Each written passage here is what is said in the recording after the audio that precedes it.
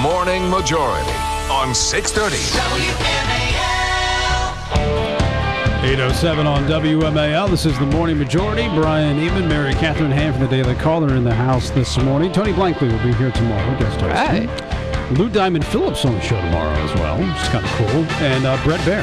Well, maybe we'll get Brett to do some more rapping for us. With Lou Diamond Phillips. That would be awesome. That would be with Tony Blankley doing some background backup. That would be amazing. Might get some press on that one. Joined now by Stephen Bannon, chairman of the GI Film Festival, award-winning writer and director. Stephen, good morning. How are you? Good morning. Thanks for having me on. Tell us the GI Film Festival. I have to tell you, I didn't know it existed. Tell us how it all got started and what's going on with it. Well, 5 years ago, Major Millett and her husband Brandon Millett, conceived of the idea that there was no platform out there. There was no festival that really showcased films by our troops, about our troops, that really took that had films that really spoke not just to the American experience, but also to the positive things that our troops do. And so they basically started this on a shoestring 5 years ago in D.C. All right, and what are we watching? Films? Are these indie films? Are these like classic war films? And what goes on there? Oh, we lost him. But it's in D.C. We'll try to reconnect with him. It's coming up in D.C. And I was going to actually put this out, your favorite wartime movie of all time. We can take some calls on that. 1-888-630-WMAL is the phone number, 1-888-630-9625. Text feedback to 68683. This guy, Steve's kind of an amazing dude because he was a Goldman Sachs investment banker. And so obviously making some money working for Goldman Sachs, and essentially he's now making films, and went to Virginia Tech, has a master's from Georgetown and an MBA from Harvard. Wow. Making films now. I have been to the GI Film Festival once or twice, I think at least once, and it's a lot of fun. A lot of great films that don't get a lot of press other places, that are either made by soldiers or people who love them and have followed them and been in combat with them. Right. So, well, obviously, in order to make a movie, it takes a lot of cash. Yeah. Right. And not easy to do, not easy to come by. You got to have a pretty good idea.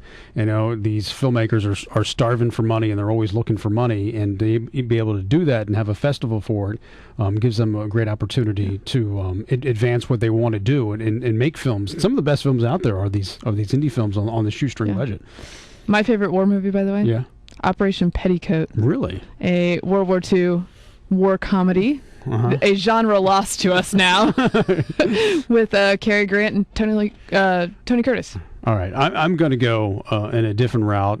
Full Metal Jacket is obviously a great war movie, and I would put that up there for sure. But my favorite war movie will have to be Red Dawn.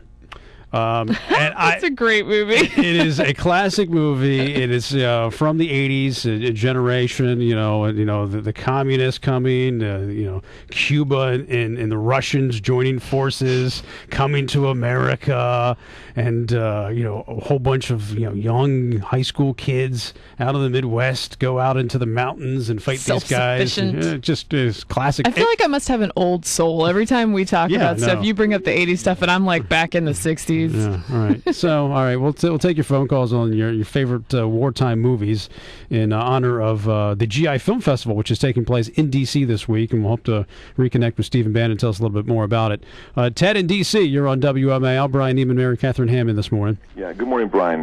Before Saving Private Ryan came out in '98, I think that the best war film and something as a veteran that spoke to me was one called A Bridge Too Far, about the aborted Allied mission to Arnhem in World War II.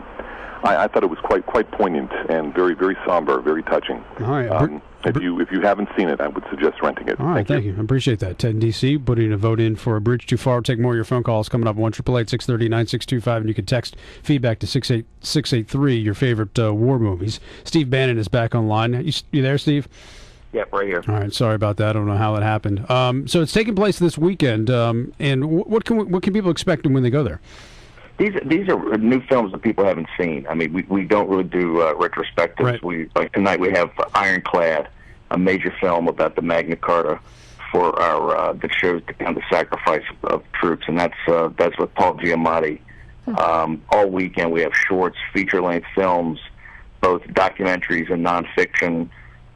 That talk to every war, Korean War, Vietnam War, the current wars in Iraq and Afghanistan. So these are films people have never seen before. I was saying how difficult it is for these guys to get money to make these movies, especially ones that are coming out right now.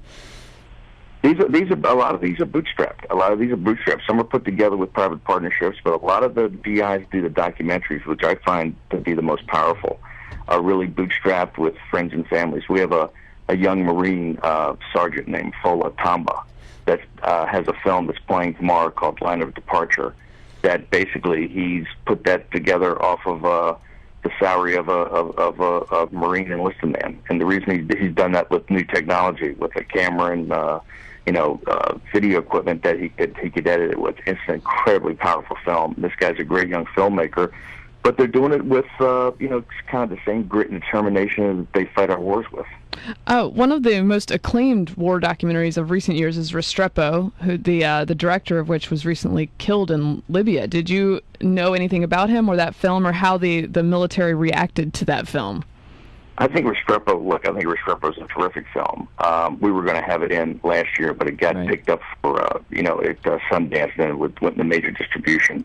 That's the type of film, Mary Captain, that we have. It's those films that give you an unvarnished look at what exactly what our fighting men and women are going through. By the way, that's a terrific film. Yeah. With today's technology, everybody having cameras, and you can now shoot in high definition essentially on a phone these days. Does it make it easier to make these films? Very much so. Tomorrow, in fact, all day, I put on the Filmmakers Boot Camp, which we bring in guys from Hollywood to teach filmmakers actually how to make films, how to get them financed, how to distribute them. So guys in your audience should know they should come all day tomorrow if they want to learn. We have all the filmmakers that have films in the festival. But that's one of the big things. New technology is showing you can kind of pick up a camera today, and with the particularly editing equipment, you can make these films yourselves. And you're seeing a lot of young GIs actually pick up cameras, and we have a whole block of shorts that are films anywhere from 5 minutes long to 30 minutes long that really show the young men and women in our armed forces that are actually making these films. All right, before we let you go, I have to ask you your favorite all-time war movie, the classic version, and more of a new version or an indie type of film that's out there that you really love. My favorite war film is 12 O'Clock High, followed by Paths of Glory. So I'm a big 12 O'Clock High fan. So it's my favorite independent war film is The Last 600 Meters, that was done by Michael Pack, a director from Washington, D.C. All right. Well, it's great to have you on the program. We appreciate everything you do for the GI Film Festival.